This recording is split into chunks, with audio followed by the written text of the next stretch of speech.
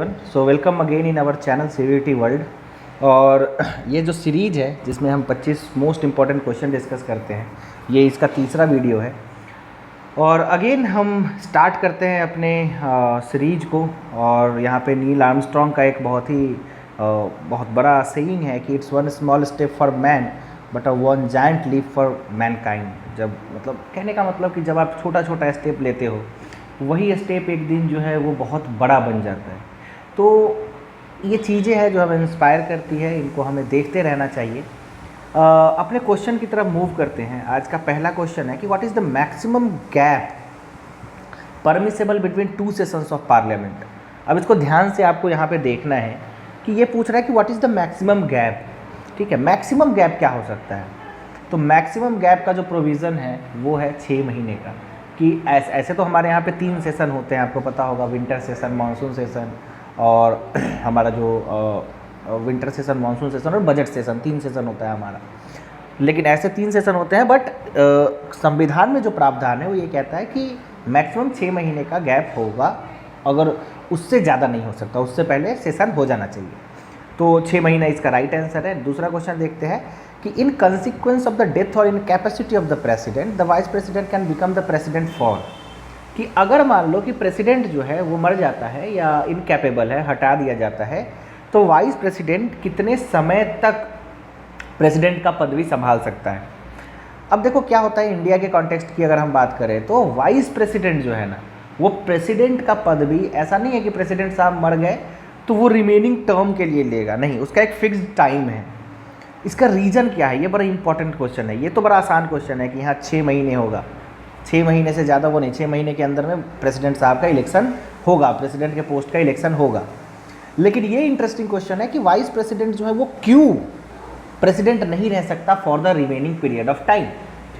Answer इसका ये है कि वाइस प्रेसिडेंट का जो प्रोसेस ऑफ इलेक्शन है वो बहुत अलग है।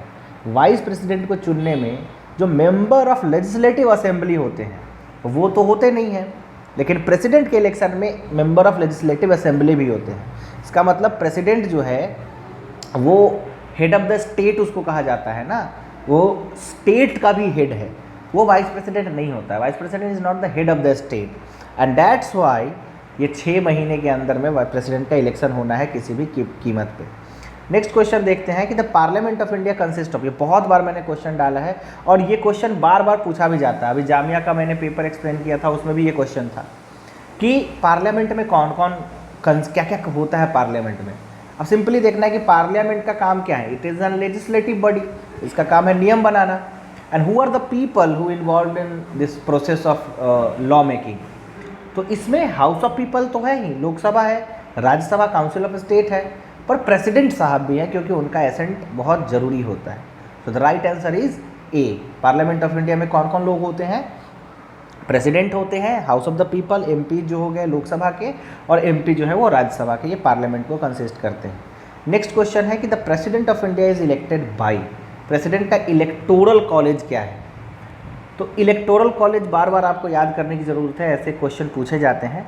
यह elected member of both the houses of parliament and state legislative assembly. So option C, both the houses of state legislature नहीं होगा। MLCs are not the part of election. मतलब president of India का जो election होगा उसमें member of legislative council नहीं होते हैं, मेंबर ऑफ लेजिस्लेटिव असेंबलीज होते हैं। So this is important question. छोटे छोटे क्वेश्चन है, बट ऐसे क्वेश्चन आपको रेपिटेटिवली देखने को मिलते हैं कि बार बार ऐसे क्वेश्चन पूछे जाते हैं। Moving on to the next question, the question is the Council of State in India can delay a money bill for। Council of State कहने का मतलब राज्यसभा। राज्यसभा जो है मनी बिल को ज़्यादा से ज़्यादा कितने समय तक के लिए डिले कर सकता है, रोक सकता है? इसका राइट आंसर है 14 दिन, 14 डेज। क्योंकि मनी बिल के केस में अब मैं पूछूंगा यहाँ से, you have to comment the answer कि मनी बिल जो है वो कौन से आर्टिकल में है, what is the name of that article, कौन से आर्टिकल में कहाँ से कहाँ तक है। पहला क्वेश्चन ये हो गया। दूसरा क्वेश्चन आपको ये बताना है कि what is the difference between finance bill and money bill, and what are the types of finance bill. तो ये 3 क्वेश्चन के आंसर आपको हमें बताने हैं, नीचे कमेंट में आप लिख सकते हो। पहला कि मनी बिल जो है वो कौन से आर्टिकल में है, दूसरा मनी बिल और फाइनेंस बिल में क्या अंतर है, और फाइनेंस बिल कितने टाइप के होते हैं। अगर आपने हमारी क्लासेस लिए हैं तो आपको ये बहुत अच्छे से पता होगा, क्योंकि हमने इसको पढ़ाया है क्लास में, और ऐसे क्वेश्चन आपको देखने को मिलेंगे। Moving on to the next question, यह है कि the speaker uses the casting vote. आपको पता है स्पीकर कभी भी नॉर्मल सर्कमस्टांसेस में वोट का इस्तेमाल नहीं करता है, ठीक है। तो कौन से सर्कमस्टांसेस में वो वोट का इस्तेमाल करता है? स्पीकर जो है वो वोट का इस्तेमाल कब करता है? उसको कास्टिंग वोट क्यों बोलते हैं? क्योंकि वो वैसे समय में करता है जब टाई हो जाए, जब गवर्नमेंट और अपोजिशन जो है वो एकदम से क्या हो जाए, एक दूसरे के किस पे आ जाए, टाई पे आ जाए। द नंबर ऑफ एमपीज, मतलब इसको अपोज कर रहे हैं, और नंबर ऑफ एमपी जो सपोर्ट कर रहे हैं वो दोनों बराबर हो। तो टू चैलेंज दी अपोजिशन, ये that will be the right option. अब एक वोट स्पीकर दे दिए और अपोजिशन का जो मुद्दा है वो ख़त्म हो गया। सो खैर speaker do not belong to a particular party, लेकिन ये तो कन्वेंशन है। ओरिजिनली देखो तो speaker is obviously the party of ruling member, member of ruling party. So that is the difference. Starred question requires, starred जो question होते हैं उसका आंसर कैसा चाहिए आपको मैंने अगर अपने क्लास लिया तो मैंने आपको starred, unstarred question, short notice question, ऐसे क्वेश्चंस और इसके वो मैंने आपको बताए थे। तो स्टार्ड क्वेश्चन जो होता है उसका आंसर कैसा देना होता है, कि अगर मैंने स्टार्ड क्वेश्चन पूछा है तो उसका आंसर कैसा होगा? स्टार्ड क्वेश्चन का आंसर जो है वो ओरली दिया जाता है, ओरली दिया जाता है, और उसका जो है वो सब्सिक्वेंट क्वेश्चन भी हो सकता है, फॉलो अप क्वेश्चन भी हो सकता है। तो स्टार्ट क्वेश्चन का आंसर ओरल होता है। ये बड़ा डीप है थोड़ा सा, इसमें आपको स्टार्ट, अनस्टार्ट, शॉर्ट नोटिस और भी जितने टाइप के टूल्स है पार्लियामेंट में, 0 आवर हो गया, इन सब चीज़ों को आपको अच्छे से देख के जाना है। नेक्स्ट क्वेश्चन इज कि Morgenthau has overemphasized one factor, that is, Morgenthau ने किस चीज़ पे बहुत ज़्यादा जोर दिया था? पावर पे, क्योंकि रियलिज्म का आइडिया ही पावर के आसपास है, कि पावर से ही सब कुछ होगा, power is everything. If you have enough power तुम दूसरे को जीत लोगे तभी दूसरा तुमको वैल्यू करेगा, otherwise no one will value. So the whole idea of realism is centred around the concept of power. So power is a very important determinant in Morgenthau's principle. So Morgenthau ने power को बहुत ज़्यादा over emphasise किया है। Next question है कि Gandhian principle of economic Swaraj stand for. Economic Swaraj जो गांधी का है वो किस चीज़ को बढ़ावा देता है? सोशलिज्म को, कैपिटलिज्म को ख़त्म कर देना है, न्यू लिबरलिज्म को, या सोशल जस्टिस को? देखो Gandhian idea is different from socialism. कभी कभी हम सोशलिज्म को कंपेयर कर देते हैं गांधी के आइडिया से। Gandhi's idea were different. मैं ये नहीं बोल रहा हूँ दे आर कॉन्ट्राडिक्टरी या वो अपोजिशन में था, no, that is different. So Gandhi focused mainly on social justice. उनका ये भी नहीं था कि कैपिटलिज्म को जड़ से मिटा दो, सोशलिज्म को ले आओ, या communism. So there is a difference.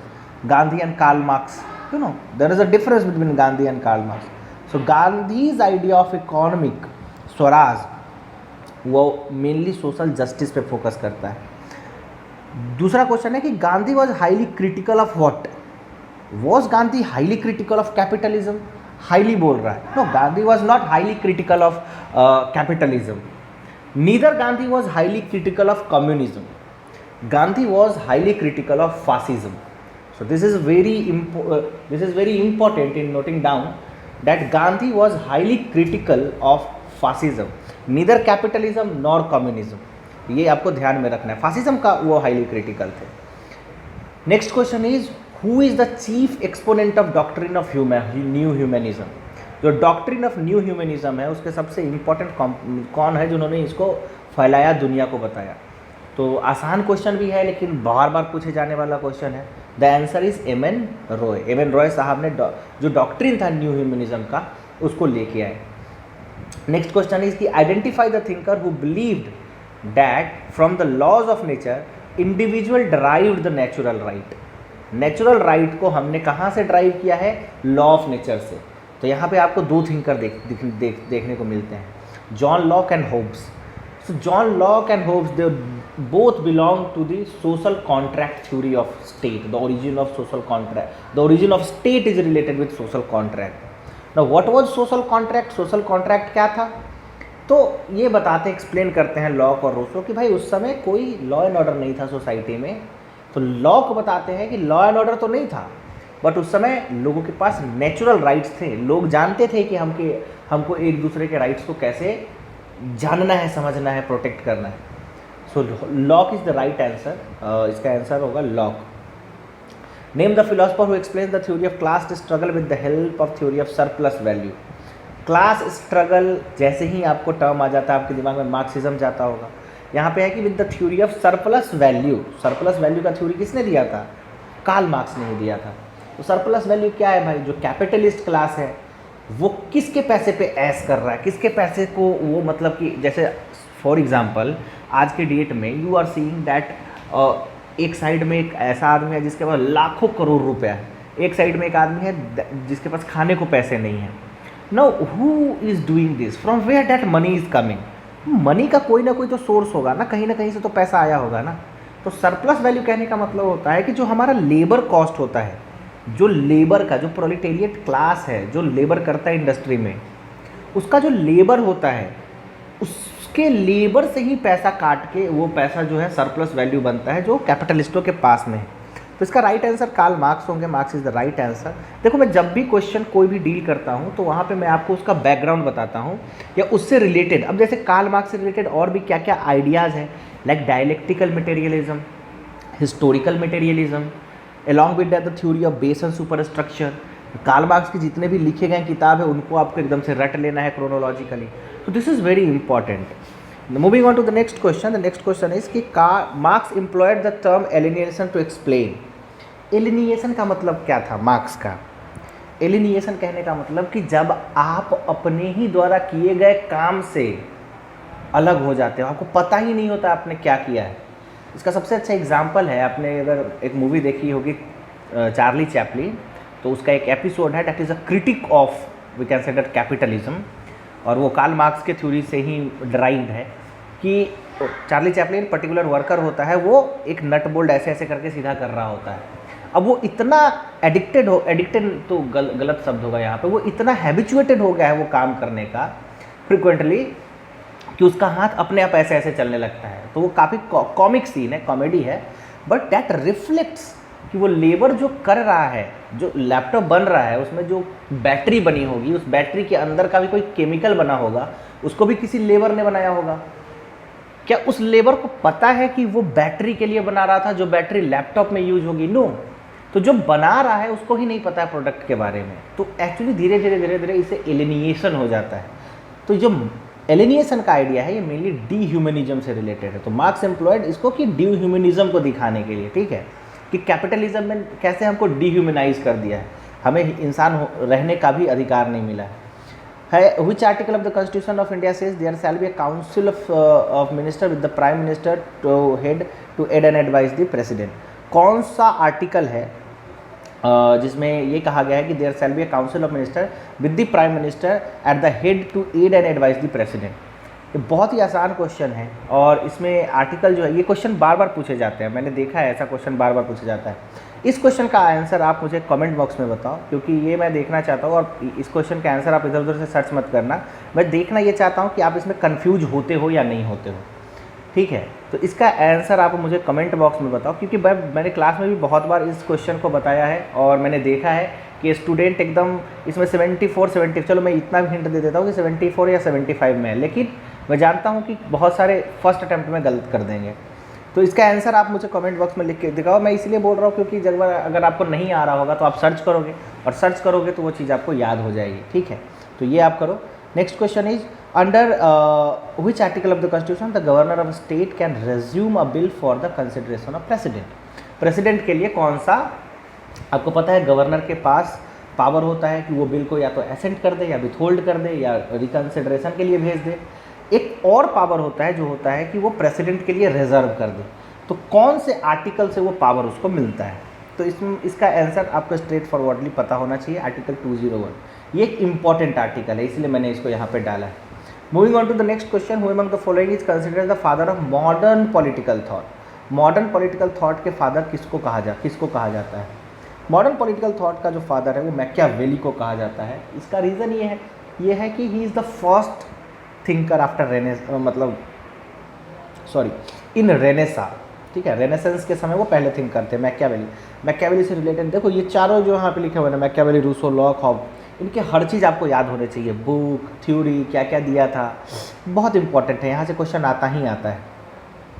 Next question, who among the following is the admiration of Plato, said that Plato is philosophy and philosophy is Plato. किसने कहा था कि प्लेटो जो है वो फिलोसफी है और फिलोसफी जो है वो प्लेटो है? ये क्वेश्चन भी बार बार पूछा जा चुका है। ये क्वेश्चन का राइट आंसर क्या होगा? ये आप अगर लाइव देख रहे हो तो इसको लाइव सेक्शन में बताओ, अदरवाइज इसको कमेंट करो कि इसका राइट आंसर क्या होगा कि who among the following is in the admiration of Plato said that Plato is philosophy and philosophy is Plato. ठीक है, इसका राइट आंसर आप या तो मुझे खोज के बताओ, खोज के ही बताओ, क्योंकि ये इंपॉर्टेंट क्वेश्चन है। जो क्वेश्चन मैं चाहता हूँ कि आपको याद हो उसका आंसर आप खोज के बताओ, ठीक है। अदरवाइज जो नेक्स्ट वीडियो हम बनाएंगे उसमें हम आपको इसका आंसर बता देंगे कि इसका आंसर क्या होता है, ठीक है। बाकी आप कमेंट में लिख सकते हो। Who among the following use the phrase the United nation is sharing the name of solidarity for underlining the necessity of UN. ये आपको सीधा सीधा याद कर लेना है। ये क्वेश्चन हो सकता है कि आपको देखने को मिले। तो इसका जो ऑप्शन बी है, डैग हैमर्सजोल्ड, ये इसका राइट आंसर है। ये कहता है कि यूनाइटेड नेशन इज शेयरिंग, क्या है United nation? Is sharing in the name of solidarity for underlining the necessity of UN. ये जो स्टेटमेंट है ये डैग हैमर्सजोल्ड ने दिया है। ये क्वेश्चन नेट जेआरएफ में भी आ चुका है एक दो बार, तो इसको आपको देख लेने की ज़रूरत है। Central vigilance commission was setup on the recommendation of, देखो कमीशंस भी कभी कभी इंपॉर्टेंट होते हैं। इंपॉर्टेंट कमीशन जैसे राजामंडल कमेटी, सरकारिया कमीशन, या जो आपका पंचायती राज से रिलेटेड कमीशंस है, सिंघवी कमीशन हो गया, अशोक मेहता, बलवंत राय मेहता, तो ये सारे कमीशंस के आपके इंपॉर्टेंट पॉइंट और ये किससे रिलेटेड थे कम से कम इतना तो याद होना ही चाहिए। जैसे कल के सेशन में भी हमने स्वर्ण सिंह कमेटी जब फंडामेंटल ड्यूटी पे थी उससे क्वेश्चन लगाया था। तो संथम कमेटी का जो रिपोर्ट था उसके आधार पर सेंट्रल विजिलेंस कमीशन बनाया गया था। Who emphasize the emergence of market polity in India. Market polity जो टर्म है वो किसने दिया था, या इमरजेंस ऑफ मार्केट पॉलिटी के बारे में किसने कहा था? तो इसका राइट आंसर जेम्स मैनर होगा, ठीक है। The right answer is James manner. Who said all communism is harmful? The logic of minority communism is separatism and majority communalism is culminates in fascism. Communalism कहने का मतलब क्या होता है कि सांप्रदायिकता के आधार पे आप नफरत को फैलाते हैं। तो अगर आप माइनॉरिटी सेक्शन से हो, आप जैसे मान लो कि ऐसे समूह से बिलोंग करते हैं जो आबादी में कम है, लेकिन आप कम्युनल हो, आप अपने धर्म को सर्वश्रेष्ठ मानते हो, दूसरे के धर्म से नफरत करते हो, तो आप सेपरेटिस्ट हो जाओगे। अगर आप मेजॉरिटी सेक्शन में बिलीव करते हो तो आप फासिस्ट हो जाओगे। ये बिपिन चंद्रा ने कहा था, इसका आंसर सी होगा। Next question is who among the following former president of India kept the Indian post office amendment bill pending. ये बड़ा पॉपुलर क्वेश्चन है और इसका आंसर आप मुझे कमेंट में बताना, क्योंकि ये मैं चाहता हूँ आपको याद हो। और बहुत बार बार आपको जो अगर आपने लक्ष्मीकांत पढ़ा है तो वहाँ पर भी आपको ये क्वेश्चन मतलब आंसर के साथ ही ये स्टेटमेंट आपको मिला होगा। तो इजी क्वेश्चन है ये, इसका आंसर आप हमें बताना। Almond borrowed most of the terminology of his approach from. कहाँ से एलमंड ने बोरो किया था? तो उन्होंने कैलकॉट पार्सन से बोरो किया था, ये आपको ध्यान रखना है। उसके बाद एक मैंने लिस्ट दिया है कि match list 1 with list 2 and select the correct answer. List 1 से लिस्ट 2 को आपको मैच करना है। तो ऑन लिबर्टी किसके द्वारा लिखी गई है? ये जे स्मिल के द्वारा लिखी गई है। Lecture on the principle of political obligation, ये टी.एच. ग्रीन का है। Idea of justice Amartya Sen का है। एनार्की स्टेट एंड यूटोपिया, ये रॉबर्ट नोजिएक ने लिखा है, जो कि एक न्यू लिबरल थिंकर थे। तो अगेन हमने 25 क्वेश्चन यहाँ पे डिस्कस किए हैं। हर बार हम 25 क्वेश्चन का सेट लेके आते हैं। देखो हम अपने साइड से मेहनत कर रहे हैं। देखो ये जो हम कर रहे हैं ये इससे क्या होता है कि आपको एक कंटिन्यूटी बना के रखनी है अपने पढ़ाई में। So you have to make a continuity in study, ठीक है। सो अगर आपको वीडियो अच्छा लगा है तो आप इसको लाइक करें, शेयर करें और चैनल को सब्सक्राइब करें। Thanks for watching.